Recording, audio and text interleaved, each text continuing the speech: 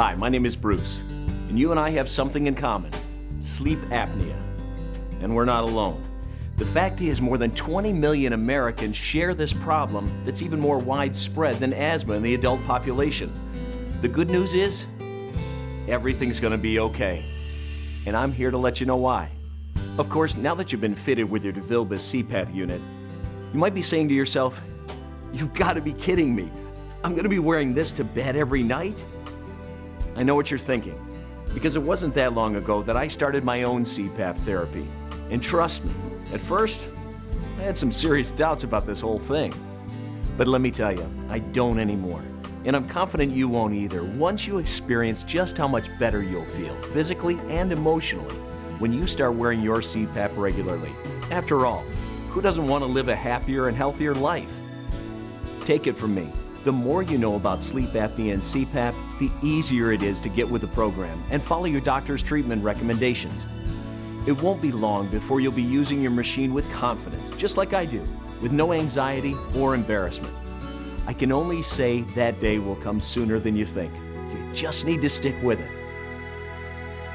So let me share with you what I've learned about this disorder and its potential consequences on our health. For starters, obstructive sleep apnea, OSA, is a physical blockage of the upper airway, often from excess tissue in the throat area, that prevents air from getting into our lungs. As the muscles here begin to relax, air is forced through a narrow opening, and that's where loud snoring comes from. Sleep apnea deprives our heart, brain, and other organs from receiving oxygen, as our breathing temporarily stops for up to a whole minute while we're sleeping. I was shocked to learn these breathing interruptions could occur up to hundreds of times each night. It's no wonder I could never fall into a deep sleep and never truly felt refreshed when I woke up. Sound familiar? I don't know about you, but I was often feeling drowsy and irritable the next day. Plus, I do a lot of driving, and on more than one occasion, I almost fell asleep at the wheel. That was pretty scary. What's more, if we don't treat our sleep apnea, research shows that people like you and me would be at a much higher risk for developing high blood pressure, heart attacks, strokes, diabetes, and memory loss. By following your CPAP therapy at home and even when you travel, chances are you can reduce these risks. For all these reasons and more, it's important to wear your CPAP as recommended to protect your health. Oh, by the way, alcohol and weight gain can make your apnea worse. As a result, your CPAP pressure may need to be adjusted. Okay, enough about the problem. Now what are we going to do about it? Our doctors recommended the DeVilbiss CPAP. They did their job, now we have to do ours. We have to make the decision to follow their treatment regimens, which, as I mentioned right at the beginning, it seems a bit overwhelming. For me, I knew I had to keep an open mind, realizing that anything new, including CPAP therapy, takes a period of adjustment. I started out where you're at today, concerned I couldn't do this for any length of time. But that's no longer a worry of mine. In fact, I can't imagine sleeping without it, because I know how fatigued I feel the next day if I don't use it. I admit, though, that when I got my CPAP unit, I was a little embarrassed and worried what my wife would think when I put this mask on. I also worried about her ability to fall asleep with the sound of the noise coming from the mask. But most of all, I asked myself, how will I ever sleep wearing this? Now let me guess. You've been asking yourself the same things, right? I'd be surprised if you weren't. Just about everyone has these thoughts. The good news is, recent studies show that CPAP actually improves the quality of life for couples. It has for me, and I'm living proof that your bed partner will rest better without hearing you snore or gasp for breath during the night. In fact, research indicates that bed partners of CPAP users sleep better too. They also wake up feeling more rested and alert. Don't forget though, just as you need to adjust to using your CPAP, your bed partner may need a period of acclimation as well.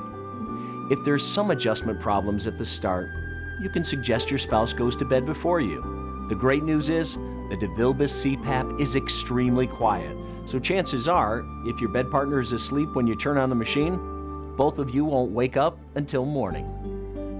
And don't even give a second thought to how it looks. My wife was the one to help me get over this.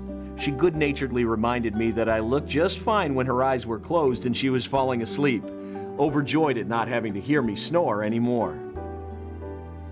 All kidding aside, it's the rare exception, not the rule, when a spouse, significant other, or family member isn't supportive of your CPAP therapy. Because never forget, they only want what's best for you, and hopefully you'll want the same, even though your CPAP therapy may not seem to be what's best at the start. I can remember being somewhat surprised by my reaction to the rush of air and the feeling of having my face covered the first few times I wore the mask. So here's a tip that helped me overcome my initial anxiety, and it will work for you too. Gradually ease yourself into therapy. Attach your mask to the CPAP machine and turn it on. Practice breathing through the mask while watching TV, reading, or even surfing the internet. While you're doing this, practice this simple relaxation exercise.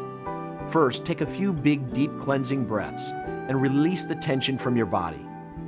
Place the mask on your face as you turn on the CPAP unit. Close your eyes and clear your mind of all thoughts. Keep your lips closed but not tensed while you let the air pressure fill the back of your throat. Think of your upper airway being kept open by the pressure. Breathe with it, not against it. Continue to breathe evenly and slowly as you focus on staying relaxed. Once this becomes second nature to you, try using your CPAP and mask while you nap. I can remember waking up after one of these very restful naps thinking, hey, I'm ready to try this in bed. For the first week or so, I would use my CPAP during the first 3 to 4 hours of nighttime sleep. From then on, I was able to sleep with my mask on throughout the entire night. Also, the DeVilbiss CPAP has a delay feature that runs the machine at a lower pressure and slowly ramps up to your prescribed pressure. This delay in prescribed pressure may allow you to fall asleep more easily. Keep in mind that everyone is different, so don't feel the need to rush the process. Look to take the next step about every 5 days, longer if you need to, and shorter if you can get through the step without feeling anxious. Don't be hard on yourself, because virtually everyone can get through this period of adjustment with a little patience and a positive attitude. Believe me when I say, this is something you can do. If you're not satisfied with your progress during this period of adjustment, don't lose hope. Consult with your doctor or clinician about other strategies that might be available to you. And remember, you are not alone. There are local support groups sponsored by the American Sleep Apnea Association, where you can learn more and talk with others who have sleep apnea. Visit their website, sleepapnea.org, for additional useful information and to locate a group near you.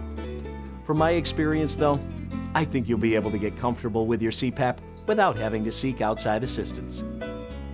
Here are some other tips for improving your sleep. Get yourself on a regular schedule by going to bed and waking up at the same times. Yes, even on the weekends. Establish the same routine each night. Brush your teeth, then read, then fall asleep. If you're sleepy, go to bed. Try to avoid heavy meals, alcohol, caffeine, and nicotine late in the evening. That's a good idea even if you didn't have sleep apnea. You'll also want to set the mood in your bedroom for sleep.